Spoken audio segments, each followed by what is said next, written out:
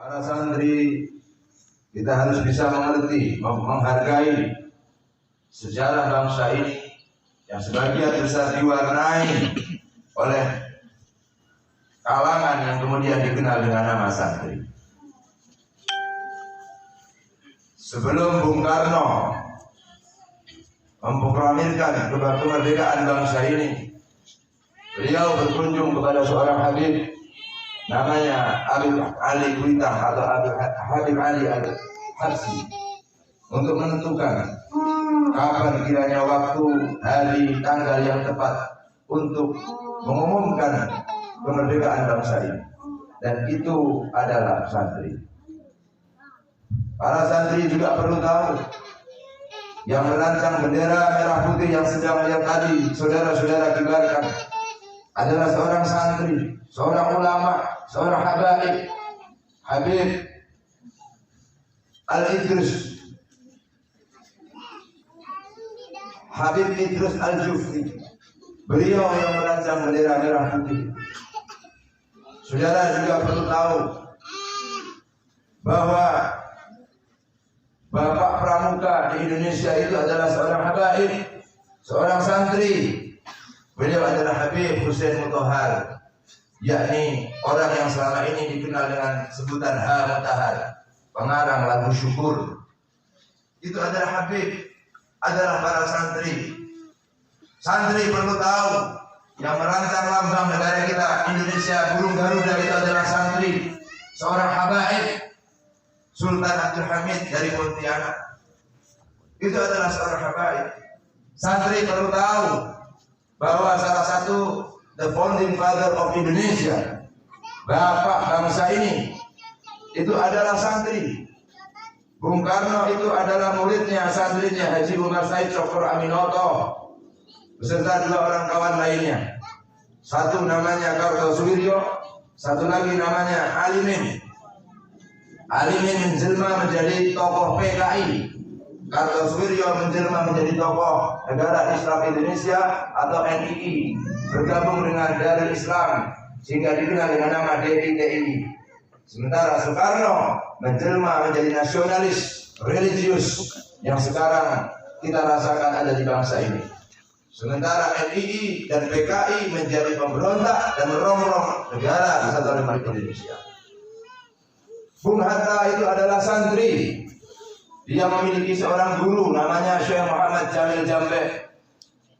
Sekaligus dia memiliki seorang guru, Kiai, Buya, yang kemudian dikenal dengan nama Ahmad Soleh atau Abdullah Soleh.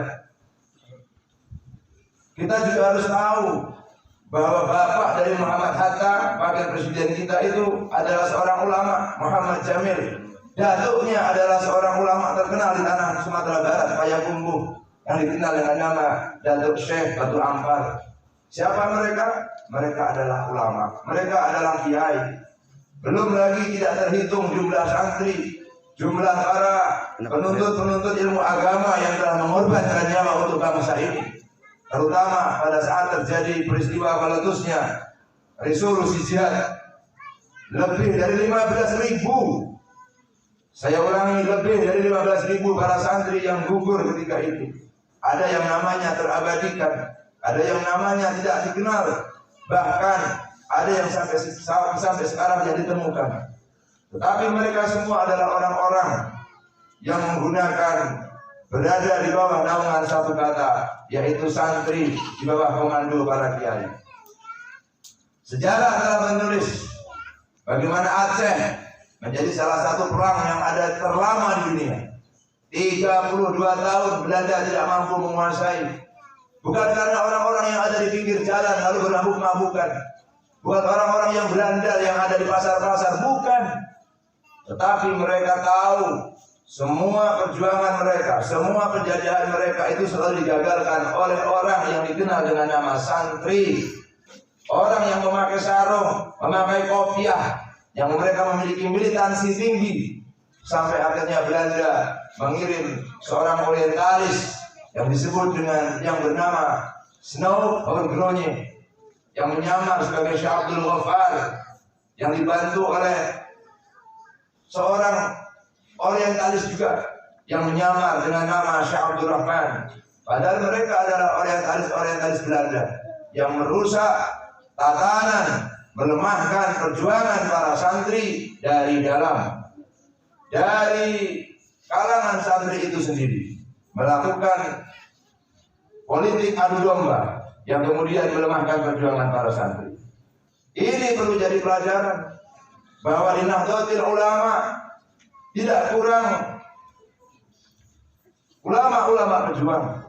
Di Muhammadiyah juga tidak kurang ulama-ulama pejuang. Maka hari ini kita mengenal Nahdlatul Ulama Muhammadiyah sebagai organisasi besar yang mengawal negara kesatuan Republik Indonesia dan mudah-mudahan sampai hari kiamat. Amin. Dan kalau para ulama, dan kalau para kiai, dan kalau para santri kemudian melakukan tindakan-tindakan yang bisa merusak NKRI atau melawan pemerintah, hampir bisa dipastikan bangsa ini akan goyah.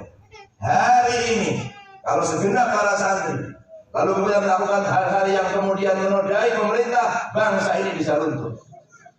Dan itulah Nahdlatul Ulama, dan itulah Muhammadiyah yang diisi oleh para santri, para kiai yang kemudian akan terus berkomitmen sesuai dengan resolusi jihad, mengawal bangsa ini, mengawal negara ini sampai hari kiamat di bawah naungan merah putih dalam satu wadah negara kesatuan Republik Indonesia.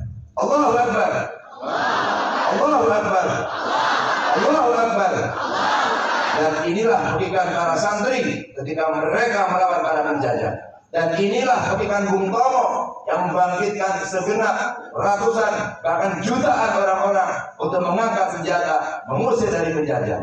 Para santri harus berangkat dari kalimat ini untuk terus berdiri di depan, mengawal republik ini, mengawal bangsa ini, mengawal pemerintahan ini dari semua anasir-anasir yang merusak, merongrong, menggagalkan cita-cita besar bangsa Indonesia dan cita-cita besar para pendiri bangsa Indonesia. Mudah-mudahan kita semua, khususnya santri putra-putri, masyayikh, para masyayikh, pondok pesantren Islami, termasuk orang-orang yang kelak akan memberikan manfaat besar bagi bangsa ini, kemaslahatan bagi umat ini, dan kemajuan bagi bangsa ini. Assalamualaikum warahmatullahi wabarakatuh.